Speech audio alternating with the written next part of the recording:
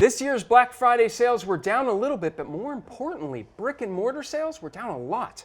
Erin, does that mean Black Friday's dead? Yes. I mean, if you look at what you just said, if brick and mortar sales were down a lot, but Black Friday sales were only down a little bit, that's because online sales were way up, almost 20% this year. And we've been predicting that shoppers online were going to surpass the brick and mortar traffic for years, but this is the year it finally actually happened. I mean, why wouldn't you want to just shop online with your iPad while you're hanging out with your family, right, in your house, rather than getting up early in the morning, waiting in line and fighting with crowds for a cheap TV? Horrible. We've known this was going to be the future for a long time, but finally people are turning to their computers and mobile phones to shop more so than, going to the malls. Look, if we keep defining Black Friday as what it was when it started in the 60s, this craziness, you need the police to make sure people are just settled at the stores. Yeah, that is definitely dead, right? But is Black Friday still a completely relevant sales event? Is it really important for retailers in the Q4 period?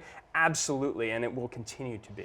No, I think you're wrong there, because online there's no such thing as a sales event. The whole point of a sales event is that you're trying to motivate people to get off their butts and actually come to your store, which there's a really high bar there. You have to get them excited. Online, the bar is so much lower, and there's so much competition out there that people can price shop by switching browser windows. So it's so much easier, and I think that, we don't need this big overblown Black Friday sale. The sales are online all the time. Yeah, but when you talk to retailers, they're always talking about omni-channel this and omni-channel that, and the idea there is they don't really care where the sale is made, right? Whether it's on the phone or on your desktop or even in a store, they just care that it's made. And I think that will continue to be the case for Black Friday. It just doesn't matter. All right, omni-channel sounds great, and retailers love to talk about it. The problem is how many of them are actually doing it. If you look at, how many of the big retailers are getting a big chunk of their revenue from e-commerce, really only Target and Wal-Mart have invested very heavily in this, and the rest of the mid-sized retailers are still sort of,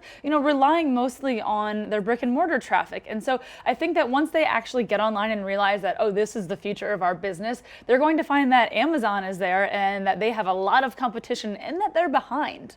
Fair point. For one show you can always watch from the comfort of your own home. Come to Fortune.com for more tech debate.